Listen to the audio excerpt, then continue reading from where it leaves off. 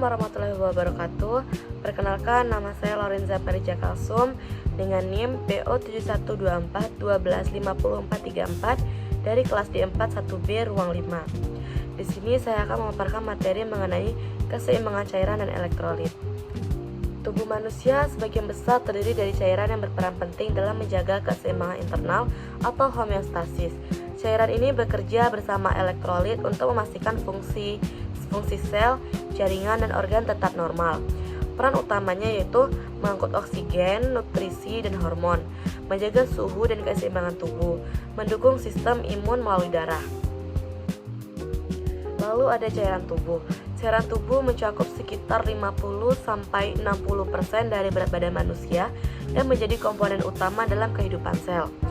Fungsi cairan yaitu menjadi media transportasi zat penting, mengeluarkan sisa metabolisme, menjaga tekanan dan volume darah, mendukung reaksi kimia dalam tubuh. Lalu ada pembagian cairan. Cairan tubuh dibagi menjadi dua kompartemen utama. Yang pertama yaitu intraseluler atau ICF, kurang lebih 66%, berada di dalam sel kaya kalium dan magnesium. Lalu yang kedua ada ekstraseluler atau ECF, kurang lebih 34%. Di luar sel terdiri dari cairan interstisial atau antar sel dan plasma darah dominan natrium atau Na+. Selanjutnya ada perpindahan cairan.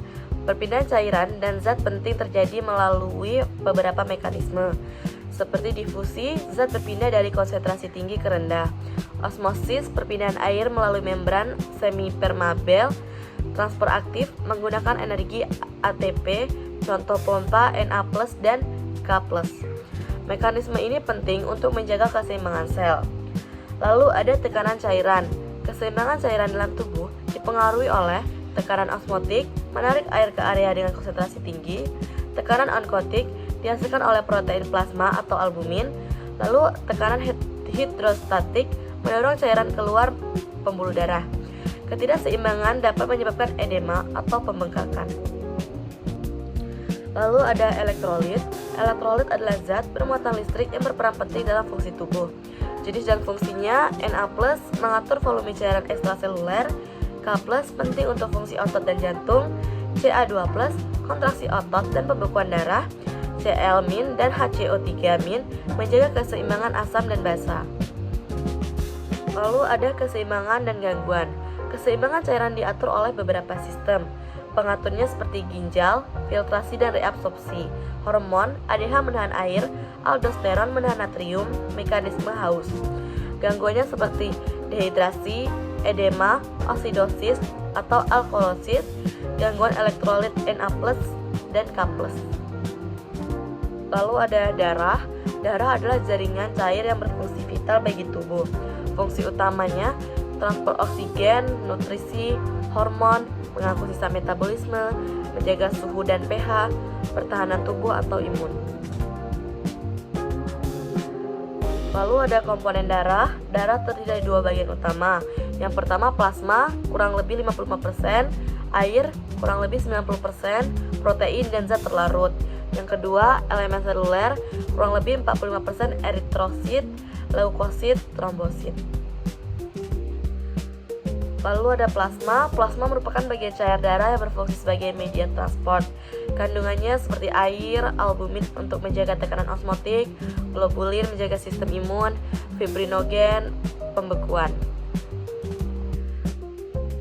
Selanjutnya itu eritrosit dan leukosit. Eritrosit mengangkut oksigen dengan hemoglobin, bentuk bikonkaf, tidak berhenti, umur kurang lebih 120 hari. Sedangkan leukosit berperan dalam pertahanan tubuh, jenisnya neutrofil melawan bakteri, limfosit imunospesifik, monosit, eosinofil, dan basofil. Selanjutnya trombosit dan pembekuan. Trombosit fragmen sel untuk pembekuan darah, normalnya 150.000 sampai 400.000. Proses pembekuan: yang pertama vasokonstriksi, yang kedua sumbat trombosit, yang ketiga pembentukan fibrin. Proses ini mencegah kehilangan darah berlebihan. Selanjutnya hematopoiesis. Hematopoiesis adalah program pembentukan sel darah di sumsum tulang merah. Sumbernya itu dari hematopoietic stem cell. diferensiasi jalur mieloid menjadi eritrosit, trombosit sebagian leukosit, jalur limfosit menjadi limfosit. Proses ini berlangsung terus-menerus sepanjang hidup.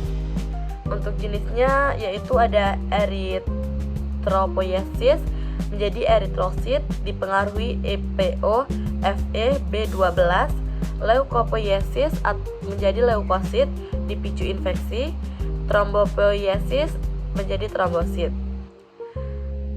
Baiklah, selesai sudah pembahasan materi saya. Kesimpulannya, cairan dan elektrolit sangat penting untuk menjaga keseimbangan tubuh dan mendukung fungsi seluler serta organ.